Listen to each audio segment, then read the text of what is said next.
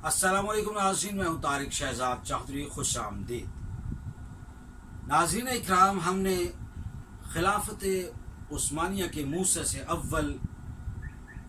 کورولش عثمان کے حوالے سے ہم نے اپنی گفتگو کا آغاز کر رکھا ہے، اور آج اس کا ہمارا یہ دوسری نشست ہے۔ 656 ہجری اور 1258 عیسوی کے اندر ہونے والے واقعات آپ کے سامنے ہیں۔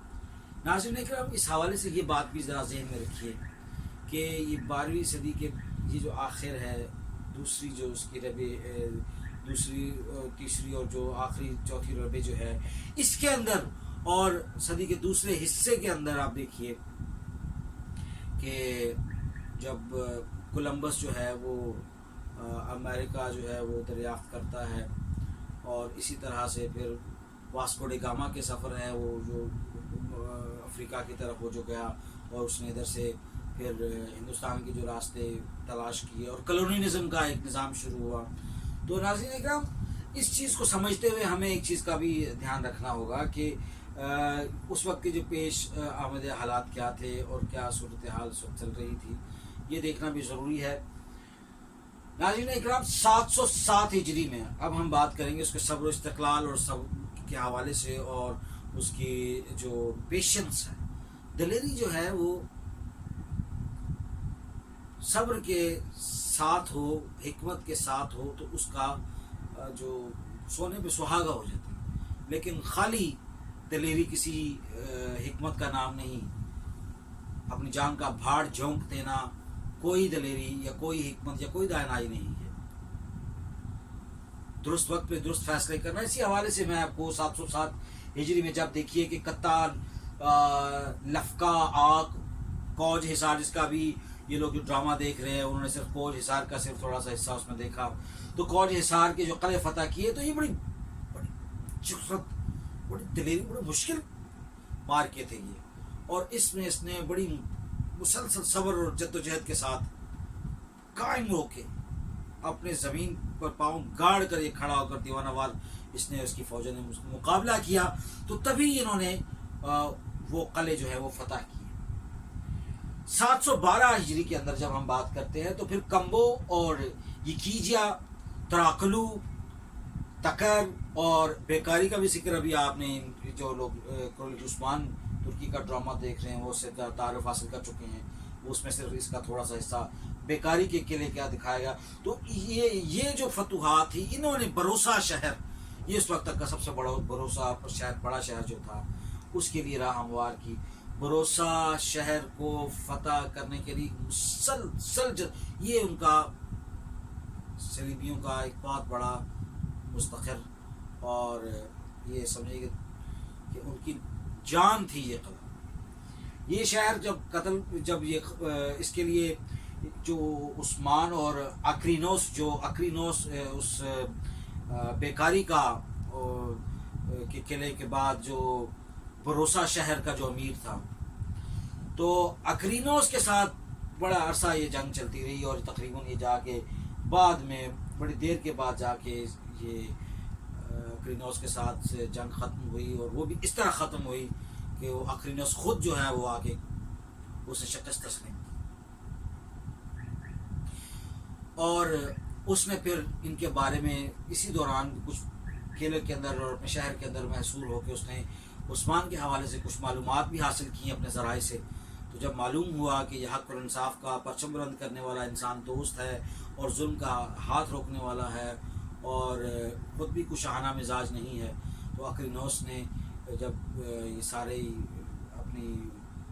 شہر اس کے حوالے کر دیا، تو آ کر اس نے اس دائرہ اسلام میں داخل ہوا، اور اس نے کلمہ حق پڑھا اور مسلمان ہو گیا۔ اور اس کے بعد پھر اکرینوس کو باقاعدہ طور پر بیگ کا تخلص لقب دیا گیا، اور اس وقت جو جیسے یہ بڑے بڑے اسی دوران مختلف قسم کے جو مارکے ہوتے رہے ساتھ ساتھ، اور اس سے لوگ مسلمان ہوتے رہے، تو یوں یہ جو بات ہے کہ اسلام کے اندر جو سپاہ تھی اور جو سپاہ سالار تھے اور جو اکابرین و سلاطین تھے، ان کا اپنا کردار بھی ایسا تھا کہ ان کو دیکھ کے لوگ مسلمان ہوتے رہتے۔ پھر بیزنطینی سلطنت کے اس کے علاوہ بھی بہت سارے لوگ سپہ سالار فوجی تربیت یافتہ وہ حلقہ اسلام میں داخل ہوئے، اور ان کے حلقہ اسلام میں داخل ہونے سے ایک تو مسلمان سپاہ کی جو صفیں تھیں وہ جوک در جوک نئے مسلمان ہونے والے تازہ دم تازہ خون دستوں سے بھرنے لگی. دوسرا انہوں نے اس تحریک کے اندر جو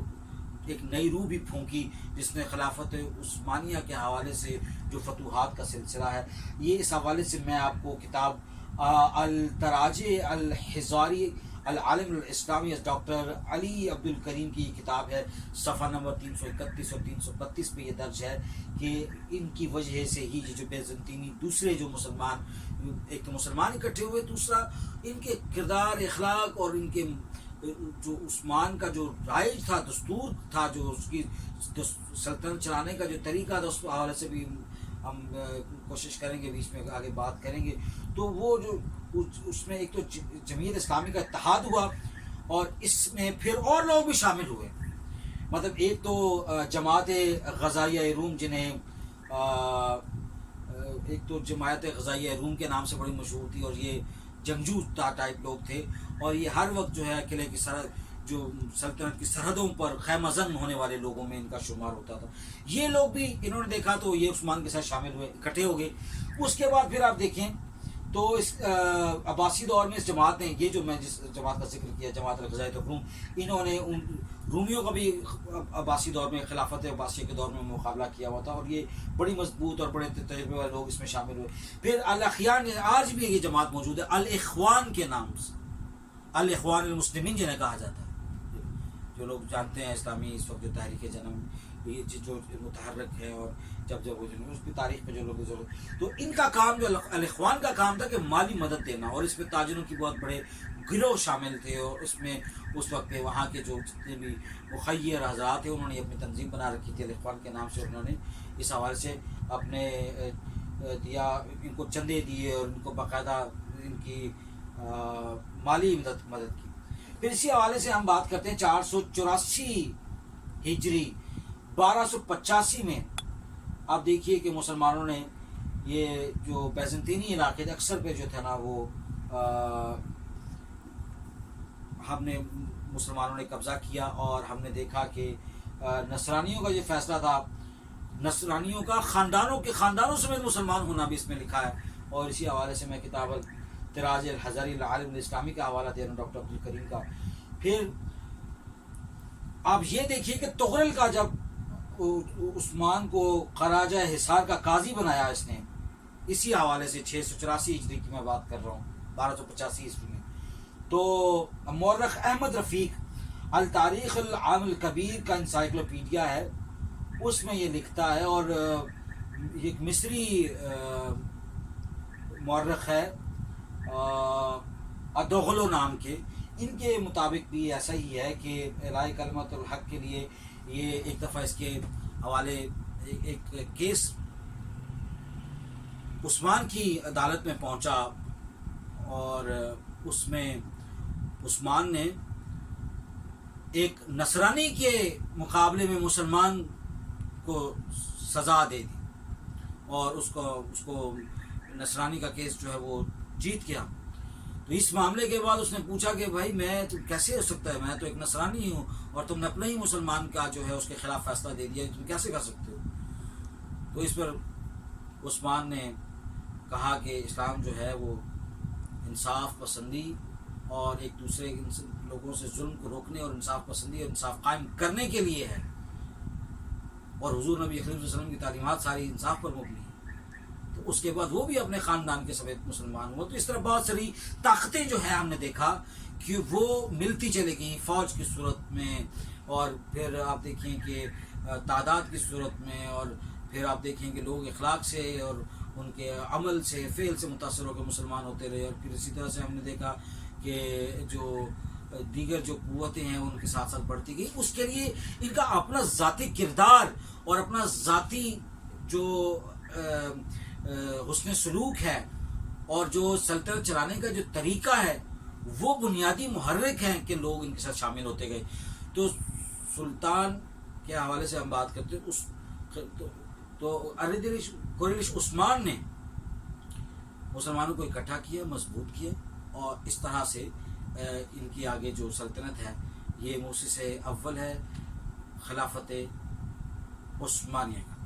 ناظرین اکرام، اس کے بعد ہم انشاءاللہ اپنی اگلی ویڈیو میں ہم اس سے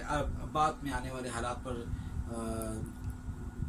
ایک سرسری سی گفتگو کریں گے، اور اس کے بعد ہم ایک تفصیلی رجحان جو ہے وہ سلطان فاتح کے حوالے سے بات کریں گے۔ تو تب تک کے لیے اجازت دیجیے، بہت شکریہ، اللہ حافظ۔